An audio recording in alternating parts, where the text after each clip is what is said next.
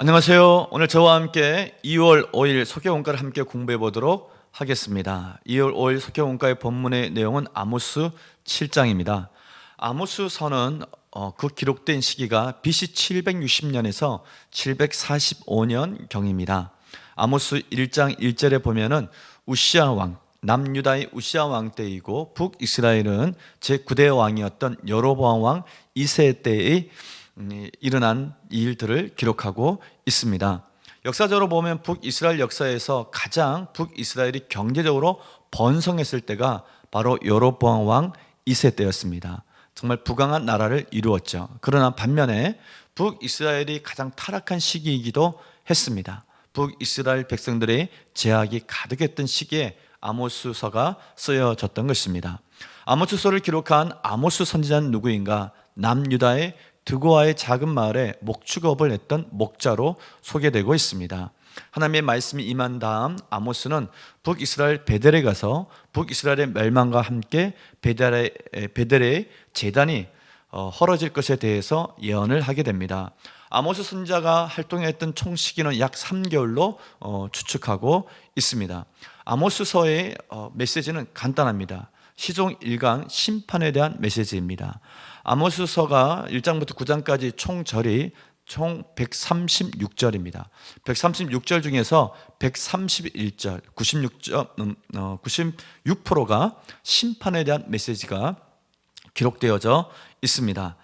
아모스 선지자의 메시지는 크게 두 가지입니다. 첫 번째 메시지는 북이스라엘의 부패한 삶을 지적하면서 그들의 제약이 계속해서 되어진다면 결국 북이스라엘은 하나님의 심판을 받고 멸망하게 될 것이다 라고 하는 심판의 메시지와, 두 번째 메시지는 그래도 너희들이 지금이라도 돌이켜서 하나님을 찾고 하나님의 정의를 물같이, 공의를 하수같이 흐르게 한다면 그러면 회복될 길이 있다라고 하는 내용이 바로 아모스 선지자의 두 가지 메시지입니다.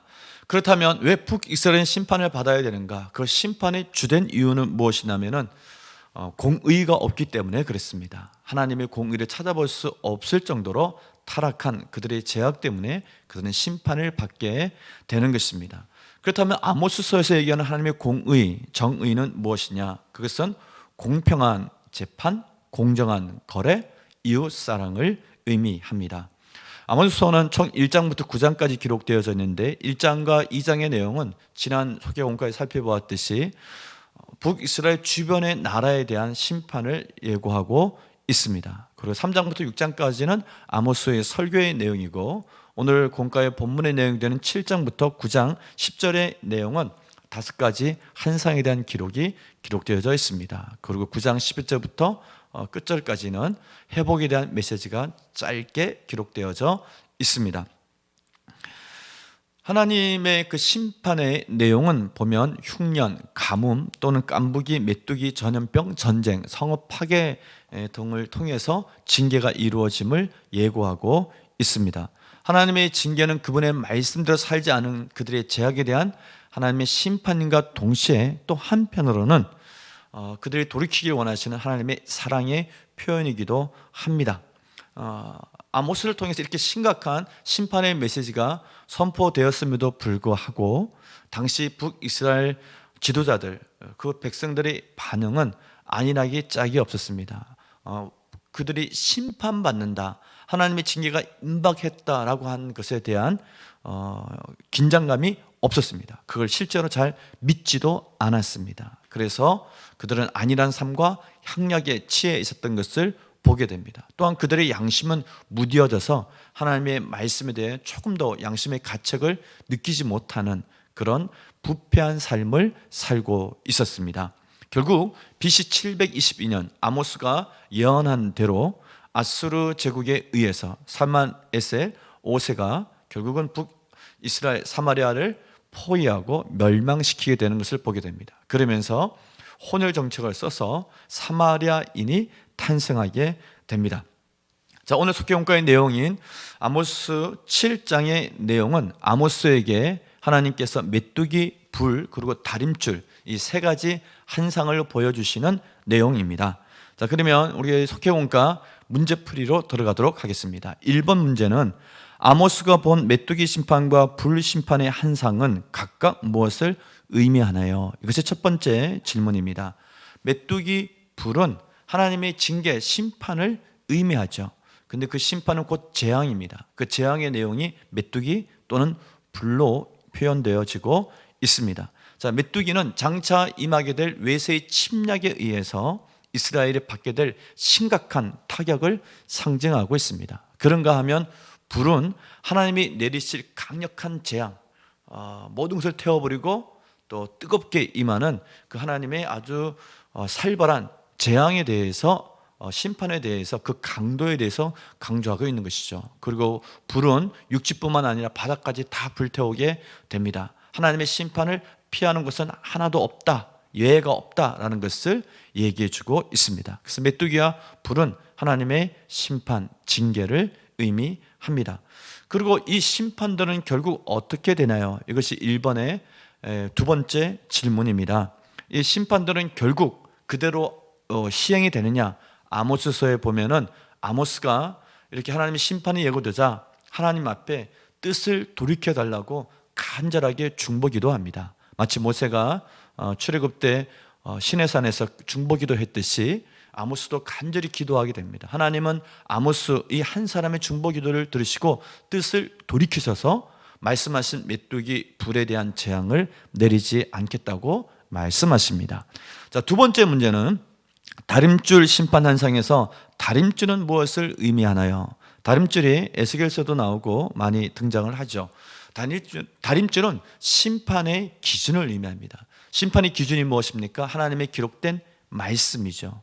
더 구체적으로 얘기하면 아모스서에서는 하나님의 정의를 의미합니다. 타락한 이스라엘을 향한 하나님의 심판을 바로 의미하는 것이 다림줄의 의미입니다.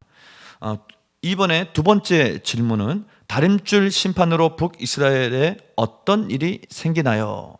자, 9절 말씀에 보면 심판의 내용은 산당, 그다음에 북이스라엘에 세워져 있는 성소, 여로보암의 집이 파괴될 것이다. 이렇게 세 가지를 얘기하고 있습니다.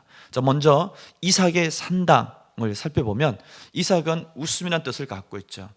풀이하면 웃음의 산당이라는 의미가 됩니다. 자, 그만큼 산당이 웃음거리로 전락했다라는 의미를 갖고 있죠. 웃음거리로 전락한 산당을 파괴시켜 버리겠다, 그렇게 얘기하고 계시고, 이스라엘의 성소는 여로보암이 이제 왕이 되었을 때 북이스라엘 백성들이 예루살렘 성전을 가는 것을 막기 위해서 단과 베델에 짝퉁 성전을 짓고 그것에 금송아지를 두어 숭배하게 했습니다. 우상의 길로 가게 했던 것이죠. 이 성소, 단과 베델에 있는 성소를 다 부셔버리겠다, 파괴하겠다 말씀하고 있습니다. 마지막 세 번째, 여로보암의 집. 자, 여로보암의 집은 북이스라엘의 200년 역사 속에 19명의 왕이 있었습니다. 오늘 본문의 배경이 되는 여로보암 2세는 예후 왕조 때의 왕이죠. 여로보암 2세가 죽고 스가랴, 그리고 므나헴, 부가히야, 베가, 마지막 왕이 호세아입니다. 이 여로보암의 집에 있는 이 왕들이 다 하나님의 심판을 받게 될 것에 대해서 예고하고 있는 것입니다. 실제로 아수르에서 북이스라엘은 아수르의 왕, 성경에 보면 디글랏빌레셋이죠. 디글랏빌레셋 3세가 사마리아를 쳐들어와서 공격하게 됩니다. 그리고 3년 동안 포위를 하게 되는데 결국 아수르 제국의 살만 에셀 5세에 의해서 북이스라엘은 완전히 멸망하게 됩니다.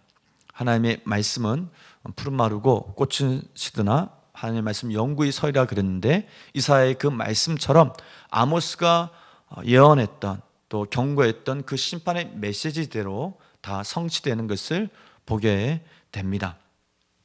자, 그러면 말씀 다지기 읽고 오늘의 공과 교육을 마치도록 하겠습니다. 한 사람의 중보기도자가 위기를 기회로 바꿉니다. 하나님은 심판을 앞둔 상황에서 아모스 선지자가 드린 중보기도를 들으시고 심판의 뜻을 2번이나 돌이키셨습니다. 그러나 하나님이 주시는 기회를 얻고도 돌이키지 않으면 심판을 더는 피할 수 없습니다. 하나님은 말씀이라는 다림질로 북이스라엘을 측량하셨고 오늘 우리를 측량하고 계십니다. 하나님 말씀은 삶의 기초여 절대 규범입니다. 그리스도인은 말씀의 다림줄이 내려올 때 부끄러울 것 없는 예수님의 제자가 되어야 합니다. 또한 말씀의 기초에 공의와 정의 그리고 그리스도의 사랑을 바르게 쌓아가야 합니다. 아멘.